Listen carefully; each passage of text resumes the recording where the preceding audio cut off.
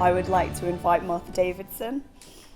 Martha Davidson is the founder of Empowering Minds Now, where her mission is to empower corporate leaders using neuroscience leadership practices and inspiring mid-level managers, specifically in the STEM profession, to accelerate their desire to own a seat in the executive suite, utilizing neuroscientific leadership strategies. Currently, less than 5% of African American women in STEM rise to senior leadership, and less than 25% in technology overall are in leadership positions. She is certified in neuroscience coaching and leadership, specializing in unconscious bias, corporate leadership consultancy, and a speaker focusing on advocacy for women in technology. She is an international speaker and author that is passionate in empowering others to amplify their purpose and superpowers with the brain in mind. She has over 25 years in cybersecurity and as a global leader and influencer for Fortune 100 companies in the United States, the Royal Bank of Scotland, and BCD Travel. Her mission is to empower 100,000 women, to empower women in technology professions to thrive in 2024. She is a Google Woman, Tech Maker, Global Ambassador, and DEI advocate, Truist Women in Tech. Martha Davidson is going to be talking about sustaining organizational and social engagement post-pandemic in diverse work environments with Neuro-Leadership. Thank you. Hello, everyone. Thank you, Dr. Fanning, for inviting me. And I'm here today to really merge two things, and that's my story, and the world needs to understand that the sustainability of our social engagements. We are social beings, and being social beings, what does that mean? We have a desire to connect. We have a desire to want to belong in this world, but often what happens is when we engage, people don't engage with us. They are not authentic, they're not listening, and they don't really understand the value of communicating effectively with one another. Why do I know that? Because I am a miracle child.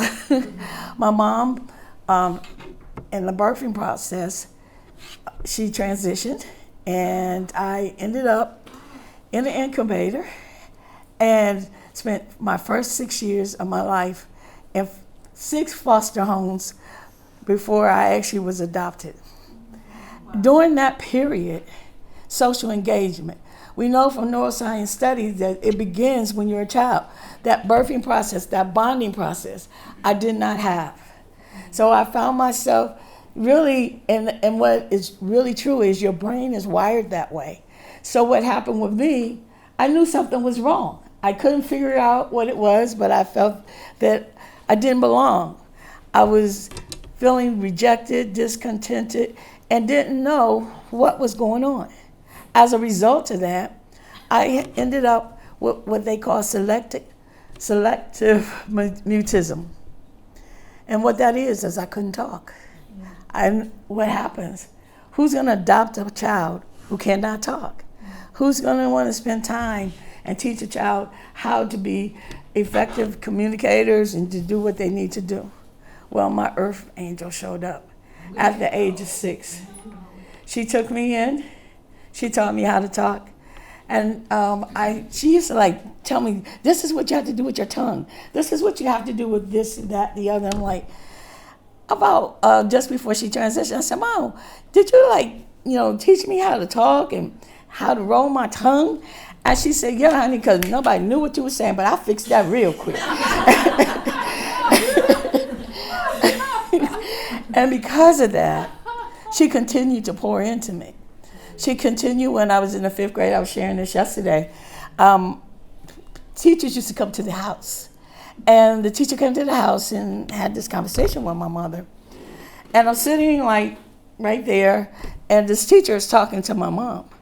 So again, 5th grade, shouldn't be listening, but I wanted to know what was actually being said. And as he walked out the door, he told my mother, I don't know why you think she could be anything. She belongs in special ed. And my mother walked him to the door. She never said anything about that conversation. 2 weeks later, she came home with dry beans. And she got on the floor with me and she taught me math. And then she walked me to the library. And when she walked me to the library, I had 2 assignments. I had to do 2 books. I had to read and do an oral and a written. As a result of that, by the time I got in the 8th grade, I was in honor roll society or whatever they used to call it back in those days. And what that was because as social beings, we need that communication. We need that confirmation. We need that love in order for us to progress in whatever we do in life. And so what happens when we're in corporate America, we don't have that same connection. A lot of times we, especially with COVID, we ended up being isolated. We ended up being disconnected. And so we didn't really have that bond of collaboration. So what I wanted to talk about was the importance that we are social beings and the importance that as we go through corporate America, that we can survive all of our challenges. I'm personally a witness to that because I was able to survive those challenges. But what we haven't realized is that it's not a PowerPoint. It's not an online training that you take. It's about nurturing. It's about culturally developing individuals who are leaders, who are managers, how to speak in a way that you feel like you're wanted, that you feel like you're connected. And so I wanted to talk about some of the challenges that we have is corporate America hasn't realized that. So what happens, we get distressed, we feel like we're not wanted, we can't move forward. So we find ourselves stagnant as women. And so I am on a mission to change that. Because what's inside of you is what propels you, not what's outside of you.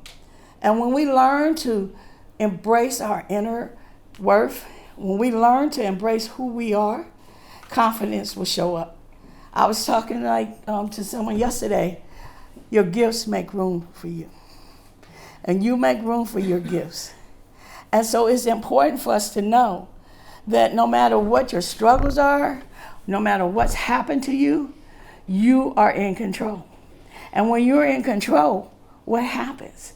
You're able to see things that you couldn't see. I was sharing that I went to college. My mother got me in Howard University. I did not apply. I was like, Mom, why am I going here? But she said, don't care. She got me in the university. I studied sociology because I wanted to make a difference in the world. I spent over 30 years in cybersecurity. How did that happen? Your gifts make room for you. And as a result of that, when I wanted to get into the whole social realm, God had a different plan. I was able to go into the corporate arena, and as a result of that, I found my gift. My gift was root cause analysis.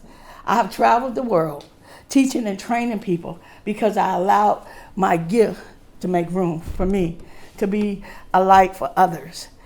And I would like to say that we all have talked about the same topic around women empowerment and about confidence. So as we go through whatever our gifts are, that we remember that others need that encouragement. Others need to know that they belong. Others need to understand the importance of allowing your true, authentic self to show up, allowing your gifts to show up and make a difference in the world. So actually, this whole presentation, when we looked at it, it didn't look right? So I had to speak from my heart. I needed to speak and let people know that as we go out and do our daily jobs, is whatever our gifts are, is that we remember that we are empowering women to take control. We've seen statistics that say that they are not in control. We have a statistic that shows that only 5% or less of African American women ever make it to the C-suite. But yet statistics also show that 40% want to be in the C-suite. What's the difference? We have to make room for our gifts. So we have to show them how to live with inside. Get tapped into your innovation. Get tapped into your intuition, your inspiration. Your inspiration. Get tapped into being a motivator for others so that they can grow. And so that's what I do. I train individuals and I mentor individuals and letting them tap into their gifts.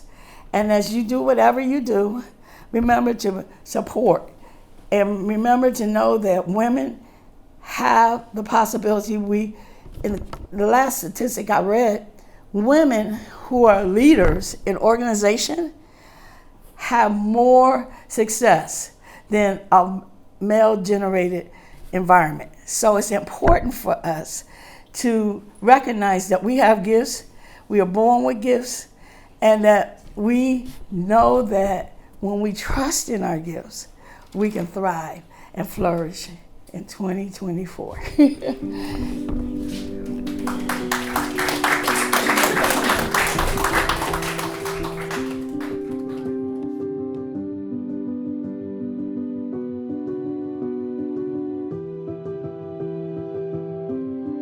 Hello, I'm speaking to Martha Davidson, who's come all the way from the States today to the Global Research Conference 2023. What would you say is the most insightful thing that you've learned today? The most insightful thing for me was just being in a room of people and women who have so much knowledge and experience and expertise that they're willing to give to you as being part of this community. Yeah, absolutely. And how do you think that you'll take the knowledge that you've gained today into the future? I'm going to take it in about 3 weeks to a conference in the Google North American Conference where I'll speak. And I learned so much about exercises around yoga, exercises around the brain and the mind that I will be sharing to help women who are in a state of stress. Oh, I hope you enjoy that. Yeah. And what would you like to, so you need to do a summary of key points from your speech today. What do the audience need to know from what you said? Yes, my key points are that you can do anything you tell your mind you can do. Always live with the possibility of being more than enough. And also recognize that who you are is what you carry inside, not what you carry outside of your control. Thank you.